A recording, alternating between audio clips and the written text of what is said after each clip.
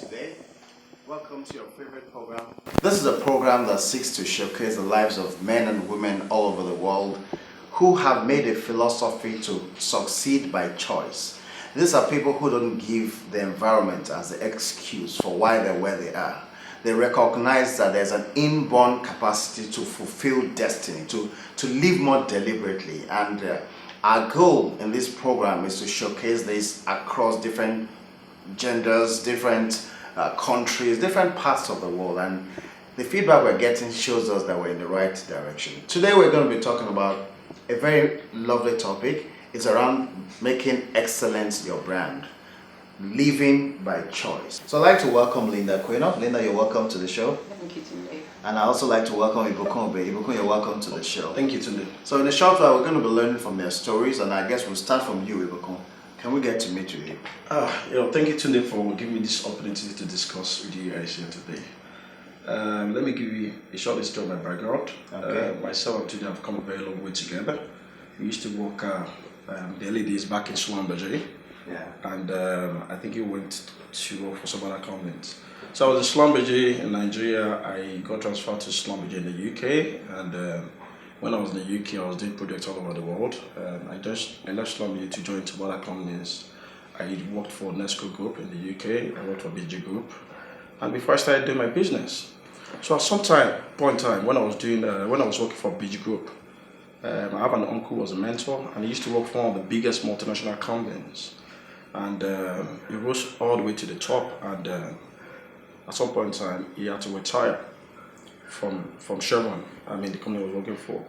And within a year the man ate so badly, and I was like, okay, uncle, what's going on? He didn't have a business to fall back on. So then the guy gave me another advice at that point in time, like, when you're within a certain age group, you need to leave and set up your own business and do stuff. You understand? So at that point, it got me thinking that, okay, well, if I'd worked for multinational, I'd probably followed the path of my uncle. I was like, okay, then I followed the path of my uncle, I retire, and that is me out of the surface of the earth. Nothing to be remembered for. Yeah. You understand? So it got me thinking. I was like, okay. So it was at that point in time I came to Nigeria to start up my business. But I was very confident that I was doing the right thing at the right time. So I set up a couple of businesses. At some point in time, we had a couple of challenges. At every point in time, we kept changing our business strategy. You understand? So basically, we run two companies, Petrorix Oil Gas. Basically, what we do risk management services in the oil and gas. We write safety cases for oil and gas assets. We advise investors that want to invest in the oil and gas. To us, everything we do is centered around the customer. You understand? Customer service is extremely very important. Okay. And I think I learned that from where I was coming from, Schlumberger. It's part of their customer service. Okay. Part of the core values, dedication to customer service.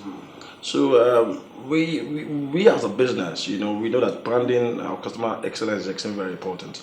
So we try to create that around our business culture. You understand? So it comes across from our recruitment process. You understand? We try to put a structured recruitment process in place. We tend to have a very fantastic training plan.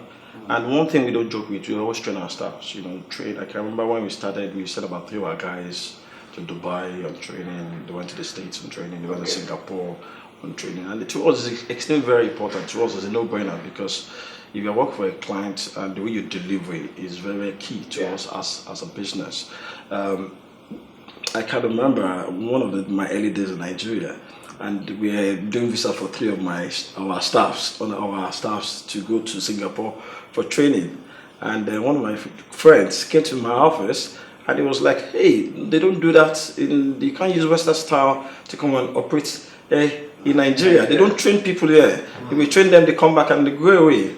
I was like, I don't think so. Look, you know what? I don't care. That's what I'm going to do, and that's it. You understand? Because I got to where I am today because Schlumberger, the company I used to work for, gave me a lot of training. Yeah. So, well, I think if you treat them well, they will probably stay. I don't care.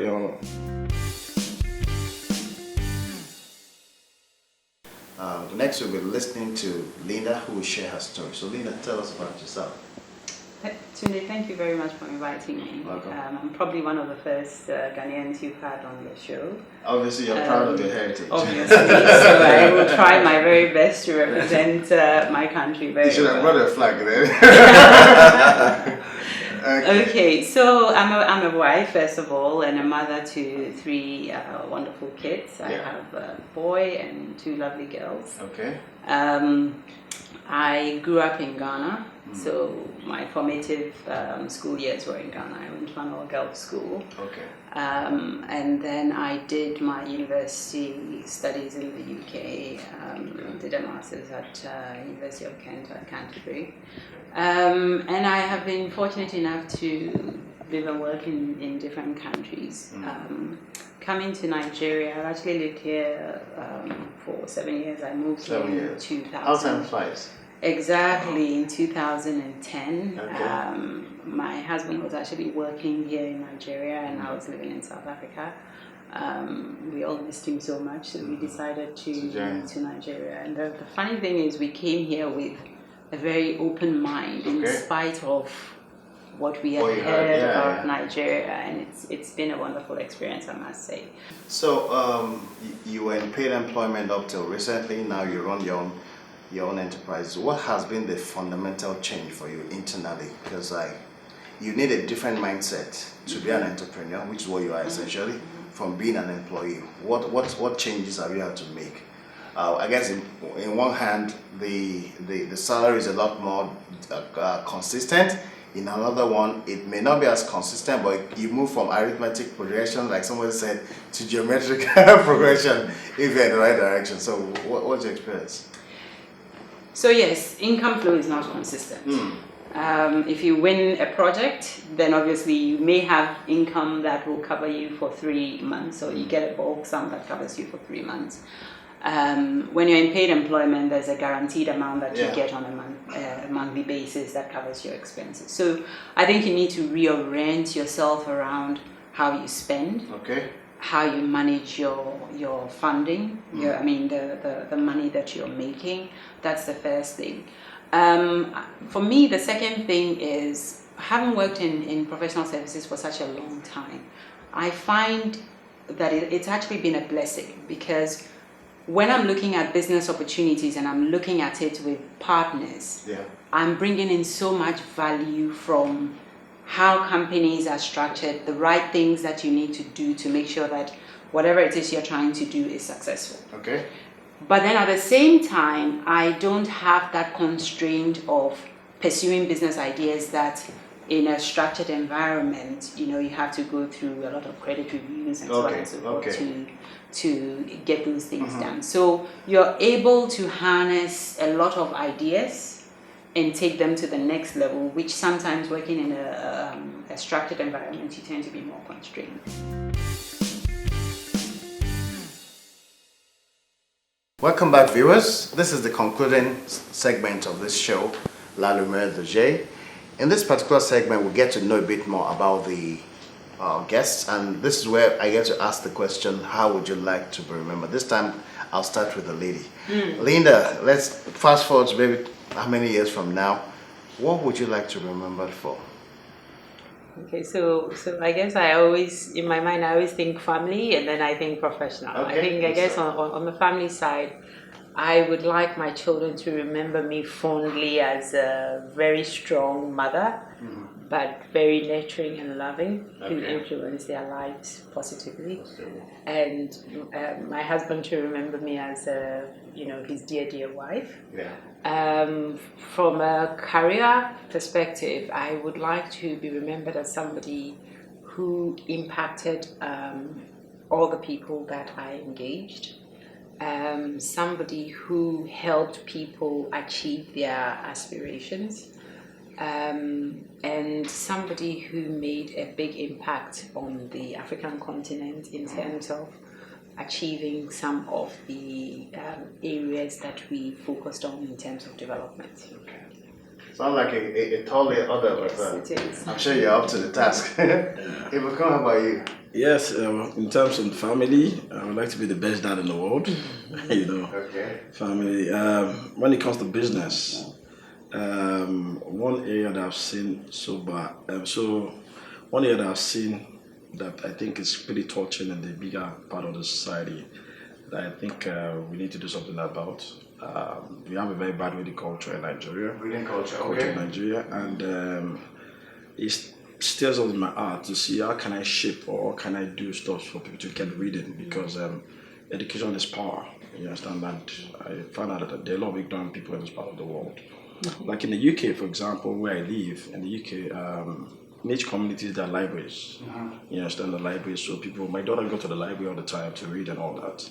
But when I drive down this road in Nigeria, I don't see libraries, you understand? So at some point in time, hopefully, I hope to probably set up a foundation to build libraries all over Nigeria. So to shape people thinking and to, you understand? So obviously you benefited a lot from reading yourself. Reading myself, exactly. And you've moved from the guy who finished from school and now owns your own companies. Just remind, so you operate in the oil and gas sector, but now you're not providing services to government. Yes, right. Good stuff. Sounds good. Okay. So we've listened to you, and to just to help you remember the things you've said, we have copies of pictures taken during the show. That's for you, Linda. This is the postcard edition that I would like you to take with you. And that's Ibukun. Oh, thank you. Postcard edition. Take it on. So you can decide to frame it if you want, but we decided to give you the postcard edition to make it flexible. Oh, nice. So years from now, when you look at that picture, you'll remember on this day you made that tall list. The pictures are not the same, if you can see. They're slightly different. Each one focuses on one person per time. Yes, so it's hopefully brings great memories. Thank you very much. On this note, viewers, this is where we end the show for today. It's been fun listening to the well-dressed Linda and Ibukun. Excellence is not an option. It's the way to go. And regardless of whether you're a foreigner operating out of country, like Linda has done, or somebody who decides to go back to your country and add back value, if you make excellence a watchword, you will almost always rise to the top. Wish you all the best and see you around. All the best.